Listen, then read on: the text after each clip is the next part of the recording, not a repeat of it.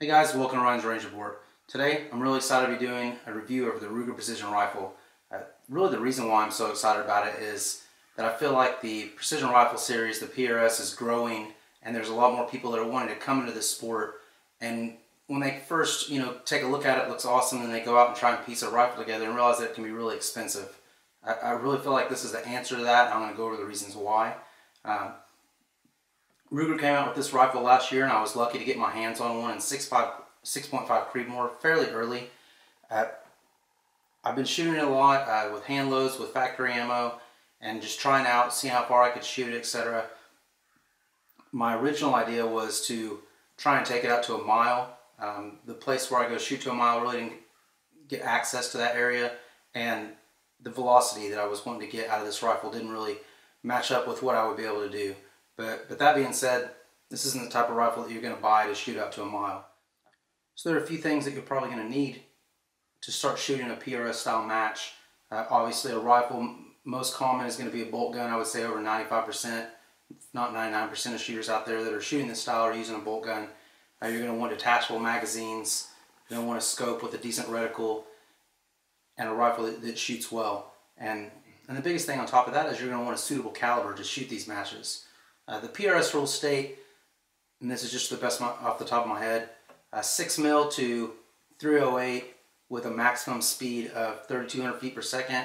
It might be a little faster than that, or it might be a little slower, but basically you're going to be in that range. So 243, 6 Creedmoor, 6XC up to 300 Win Mag, as long as you're not shooting over 3,100, 3,200 feet per second. Now most commonly what you're going to see at these style of matches is 6 mil and 6.5 mil. And Ruger, when they came out with the Precision Rifle, they offer it in three different calibers: 243, 6.5 Creedmoor, and 308. If you're looking for a competition rifle and you're looking to get started in shooting competitions, or you think you're going to get started in competitions, I really suggest you pass on the 308. 308 is just not competitive anymore when it comes to these style of matches. There are specific matches, or one match I can think of a year, the 223 308 match down at Rifles Only. So if you wanted to buy it just to shoot that match, great. I shoot a 223 in that match, and I shot pretty well. So let's go over a few of the features of this rifle real quick. This one I got was in 6.5 Creedmoor, and I feel out of those three calibers, this is going to be the best to get you started, especially if you don't reload. The factory ammo that's provided by Hornady, and some of the other manufacturers out there, but specifically Hornady, it comes in at a great price point. I think it's normally around 24, 25 bucks a box when you find it online, or if you buy it in bulk even, which is going to be the same price as Gold Medal Match.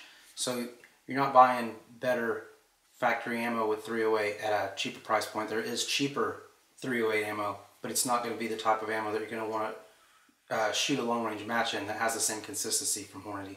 The Ruger Precision Rifle comes with a 20 MOA rail. The 6.5 Creedmoor is a 24-inch barrel. On the front here you have this Samson Evolution 15-inch rail, and on the back you have a fully adjustable, let me move these magazines here, you have a fully adjustable buttstock that rises and moves out and moves forward to get it just comfortable for you, because you're going to want to have good sight alignment when you're behind your rifle, and have a good sight picture without having to raise or lower your cheek rest. This rifle is obviously a bolt action. It's a 3-lug action, or a 3-lug bolt. It has a 2.5 to 5 pound trigger. I found, knocking it all the way down to 2.5 pounds worked just great for me.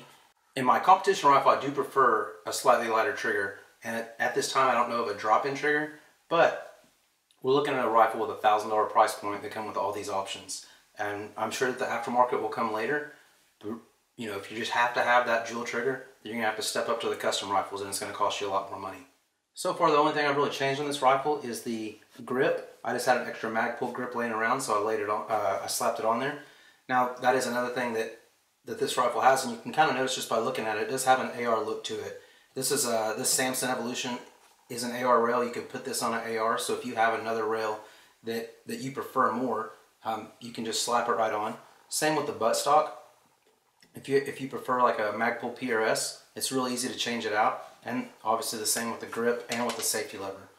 So if you want an ambi safety, or if you just want a different safety, all those parts are already manufactured aftermarket for ARs, and they'll fit right on here, which is great. But really, I really like it the way it is. I might give the PRS stock a try, but then you're up in that price point when you can be out there using that for ammo and training and whatnot to go out and shoot.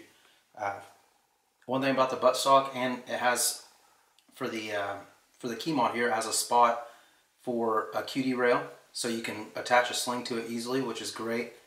That's usually it's usually $15 per sling stud from Manners or Macmillan to have that installed. Instead, that comes with that. Another thing that I really liked with the Ruger Precision Rifle is that it already came threaded, and it came in 5/8 by 24, which is what all my suppressors take that are 308 or 308 in size. So again, out of the box, you're ready to go. So all those options in one package for $1,000 is just an amazing deal. Previous to this rifle being released, there wasn't a whole lot out there that you could just buy out of the box, slap some scopes and a ring on, and take it to a match. There are some other rifles out there that come with detachable magazines and come with other different options, but really they're missing out on the competition calibers. 243 with a good twist, 6.5 Creedmoor with a good twist, and then of course there's the 308 that's left over there. In the past, when someone was really wanting to start on a budget and get into competition rifles, I would usually suggest going down to Dick's around Christmas time, Dick's Sporting Goods, and picking up a ADL and 308 and just using that as a donor action. So you're throwing the stock away, you're throwing the barrel away, and then you're having all that extra work done to it to have a custom barrel put on. So you're looking at time, you're looking at extra money, and that's not something that everybody really wants to do when they're wanting to really just start out and get into this sport. Now to touch back on the detachable magazines, the magazine release is right here. You just push it, it comes out. This is a Ruger Scout magazine made by Accurate Mag, so it takes Accurate Mags, which are AICS style magazine. And then it also takes the Magpul SR25 style magazines. And then I can really actually use this Lancer 20 round magazine to fit just fine in here. Now one thing with the polymer magazines is you do have an OAL restriction. I mean, with all magazines you're going to have OAL restriction, a shorter OAL that you can load a bullet to, but all your factory ammo is going to fit. I have not loaded up the 130 AI hybrids with these magazines, but I did some dummy tests and it looks like that they would work just fine if you're going to shoot the 130s because they're shorter. What I mostly shot in this was the 140 grain AR hybrid, or I'm sorry, the 140 grain hybrid, and so I used the Ruger Scout magazine, which worked flawlessly. I mean, it fed great, it worked well. And the reason it's able to use these different magazines is because that 3-leg design. Alright, so I pulled the magazine out real quick. Another feature on this rifle, and it's integrated with how you remove the bolt, is it's a folder, which is great. That really helps if you're dealing with limited space, or just if you're carrying it in something like a Eberle stock, where you can put your rifle in the back. This makes it nice and compact. You don't have a whole lot of stuff hanging out and around. You have your side bolt release here. So you just push in, remove the bolt here. Now I do know that LRI makes aluminum, I think it's aluminum, might be stainless steel bolt shroud that can be removed.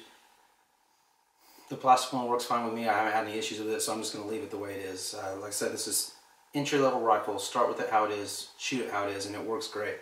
In the back, you have your tool for adjusting your trigger, which I find ingenious because I'm constantly losing those for my scopes.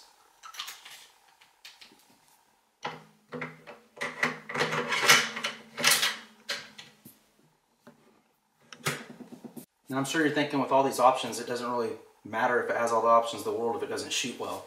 And that's why I really wanted to get this rifle in here to test it out. And I was really surprised. With my hand loads, I was able to shoot .3 MOA groups, even 5-shot .3 MOA groups. I shot with the factory ammo. I was hovering around half MOA, and I was able to shoot the factory ammo out of distance just fine. I think the furthest I took the factory ammo out was 1,000 yards, but I did take the 140 grain hybrids out to 1,200 yards, and I'll show you that here in a minute. So basically, I'm still dealing with a pretty much out-of-the-box rifle. The really only thing that I've added was a Magpul grip. I added, I don't know if you call this an addition, I can use this on many of my rifles. You have your suppressor. This is a Crux Nemesis suppressor, and I have a Coltac suppressor cover on there. And I do have a video out about suppressor covers, but just while we're here, a lot of people ask about these. When you're shooting, that can's going to get really hot. And when it gets really hot, you're going to have mirage, and that mirage is going to obstruct your view. And this keeps that from happening. Another really good thing about it is when that suppressor gets hot, and you have this on here and it touches your leg or it touches some carpet on a bench at the range, it's not going to melt to your suppressor. When I first got the rifle in, I thought, you know, I can just put my Collis in there that I use for competition, go out there and do all these tests.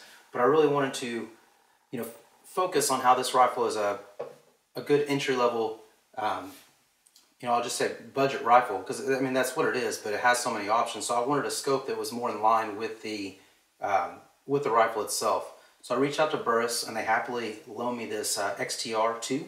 This is a 5-25 with the SCR Mill reticle. Outstanding reticle. This runs around $1,200 street price. These are some Tally high rings. They were around, I think, $85. And so that's right in line. I mean, for, you know, basically $2,300 all included, you can go out there to the range and, you know, shoot your first club match, shoot your first PRS match, or, you know, just shoot whatever. So what you're going to see some next is some footage before of me shooting this rifle out to 1,200 yards and some videos of the groups and whatnot and chronographing, just kind of get an idea of how the rifle shoots, and I think you'll be really impressed. All right, so 805 yards, 7 mils.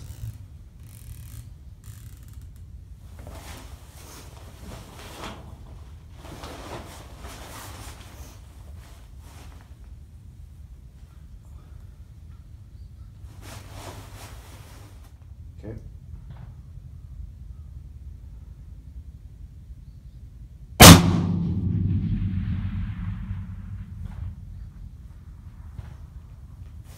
I didn't see it, did you? I think it hit the left edge. I think you should be dead on. I think it's the winds are counteracting each other. There it goes. Yep. I'm trying one of the small ones. Boy, they're all turned, aren't they? Yeah, they sure are. I might be able to see that one on the far right. Yeah, I'm gonna go for it. A little high, maybe. Yeah, you think a 10th down? Probably.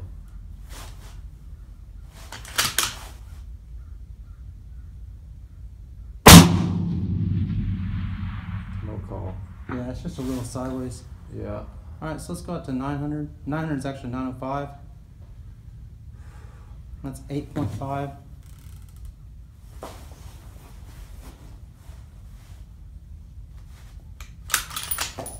So I usually do, I go for that LaRue popper, or that LaRue hanger, and I can usually zero in on that small one. Far right target? Yep. Gotcha. Look back.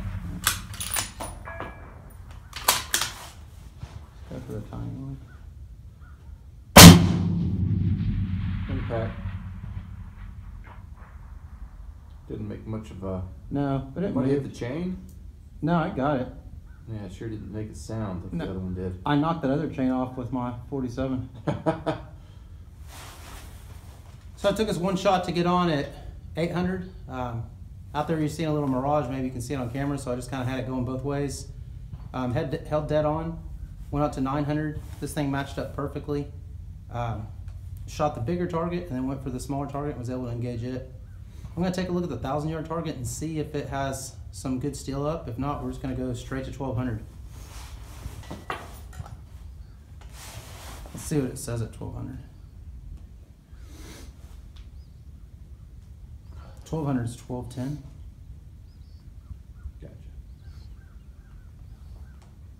Gotcha. 14.2. With your transonic velocity. Let's see. Yeah, let's see what. Distance, I'm sorry.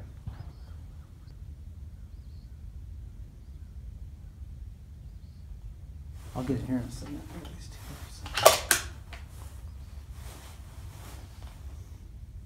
So there's two plates out there that are pretty close to each other at 1,200. Yeah. I'm gonna hold on the right one. Or I'm sorry, the left one. Okay.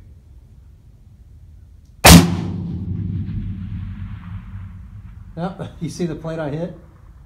Yep. Far left one. Yep. So it is right, and you can see it going right to left out there now. Yeah, for sure. So that is 0.6 right. I'm gonna give it a one.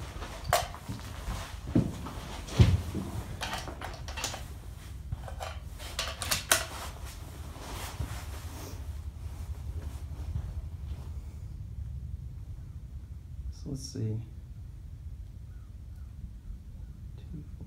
No, it's about 0.8.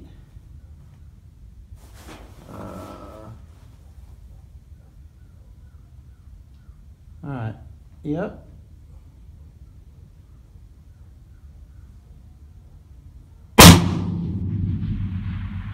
There we go. That sound just keeps going. Good shot. So there's a essentially street price $1,000 gun. You know, walked it out here. And these were the first shots other than shooting over to 100 this morning. We had 800, 900. Pretty hard to see anything at 1,000. There's just a really obscured target there. And then went right to 1,200. Everything on the Kestrel lined up perfectly. So we got 14.2 mils. So even with it going slow, 2,600, it was, you know, it's consistent. And the 42 grains was, the 42 grains was the one that had the higher SD. I really thought that I was going to have an issue getting on out there at 1,200 yards. So that might have just have been a fluke. I didn't really chrono as many rounds as I should just to save ammo to come out here and shoot. The reticle on the Burris is really easy to use with the 0.2 subtensions. It was really easy to make my corrections. It is different than the one on my Collis, so I did have to make a little mental adjustment there. But I'm going to go ahead and reset the camera and see if we can get some more shots. I really hope you guys enjoyed the video. I really want to shout out to Burris and say thanks for loaning me this scope. I think I'm going to see if I can buy it from him. I really like the reticle.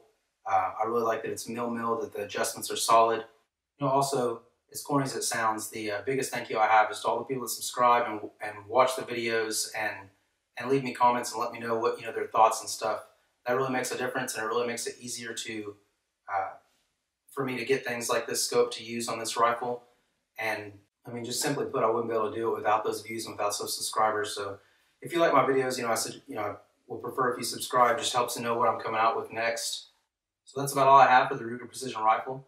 Like I said, if you have one and would like to let me know how it shoots, leave in the comments below. Thanks for watching.